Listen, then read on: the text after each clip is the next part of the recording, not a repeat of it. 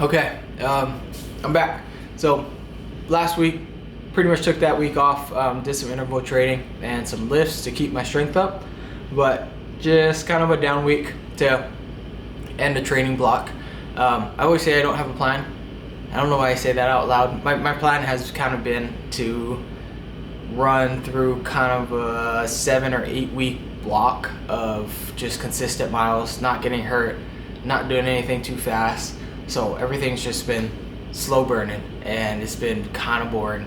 So anyway, I'm excited to be kind of out of that training block. So I had about 7 or 8 weeks holding somewhere between 55 and 65 miles per week. I think on my low end, I might have got 48 miles on one of those weeks, but pretty much keeping around that same mileage. And then I think I would stay right around like 5,000 or 6,000 feet of elevation gain.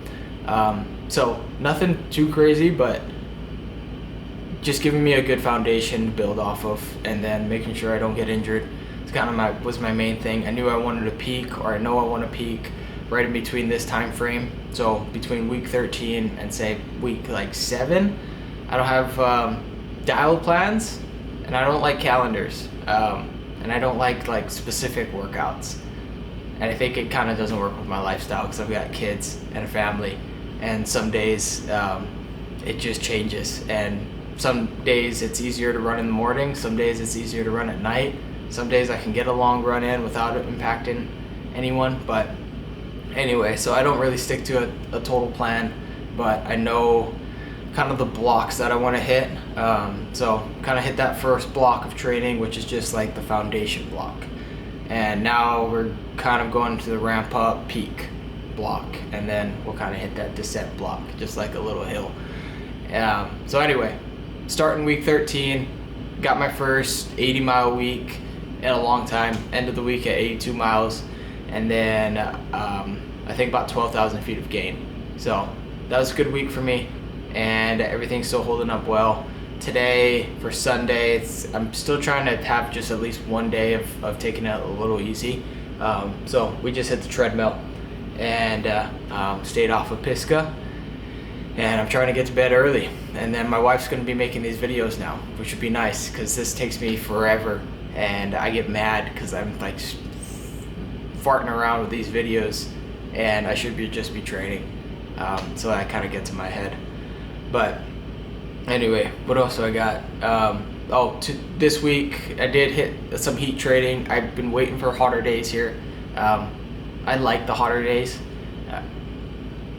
It's good for training, and it's just, I don't know, maybe it reminds me of home a little bit because I'm from Hawaii and it's a little hotter there. But if I see 90-degree days in the weather forecast, I literally I get excited.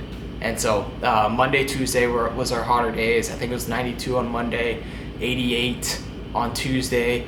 So I did double summits on those days at Pisgah, and I love those days. You can see the heat coming off of the ground a little bit. Anyway, so that was fun, but did a lot of double days where I'm running just 2 a days. So if I can do 6 in one session and then 6 at night, that's a win for me. Breaking out the runs, I think, helps. After about 8 miles, I think my joints kind of get sore anyway, so it kind of just allows me to, I don't know, not get into that duration of time where I'm just kind of starting to break my body down a little bit. So I've found that it feels like longevity wise I can keep going a bit longer if I split up my runs. And then if I mix in those longer runs at least 2 or 3 times a week, where I'm doing a longer block where I'm doing 16 plus at one time, then I feel like I'm still kind of getting that good training day of just a longer day. So Thursday, Friday, Saturday was kind of my long blocks. So Thursday, hit 14 miles in the morning, 4 at night, get a total of 18. Friday, I ran from my house to house to Pisgah and back. So that was 17 there. And I think I did a little bit more at night. Maybe I didn't. I can't remember now. Anyway, and then Saturday there, did a Pisgah summit in the morning, just 4 miles, and then went back at night and did another 8-mile session to end the day at 12.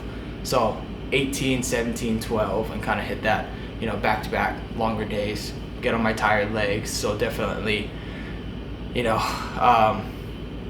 yeah, on that third day, just tight hips and whatnot. So anyway, but more to come. I've been excited for this training block because I just want to, I don't know, I just want to go a little harder and feel like when I show up to the start line, like I've done enough. And typically I've shown up to start lines, and even though I've had good training sessions, it's so hard to feel like you've done enough on these races. And I'm sure it's whatever I do is still not going to be enough in some ways, because at a certain point you just gotta accept what's coming, and what's coming is just a whole lot of pain after a certain point. But that's kind of what I'm signing up for. So all right, I think I'm done. Tune in next week, and it's almost 11 o'clock here, and it's Sunday, so I'm gonna go to bed, and then we're gonna wake up tomorrow and do it all again. Same.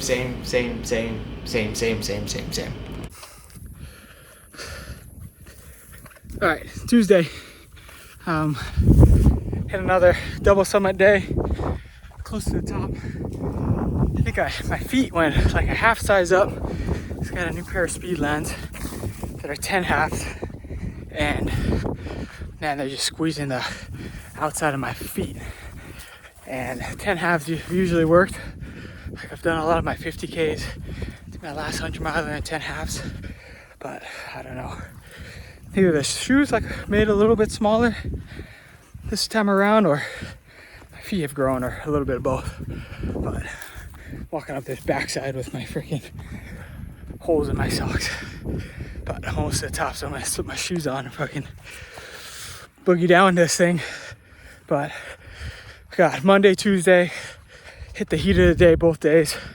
Kind of get some heat training in. I notice in the heat for sure it's like way quicker to get tired and kind of feel a little bit more zapped. But man, when you get out into the breeze and get a little bit of a cool down, you start to feel great. So all right, see ya.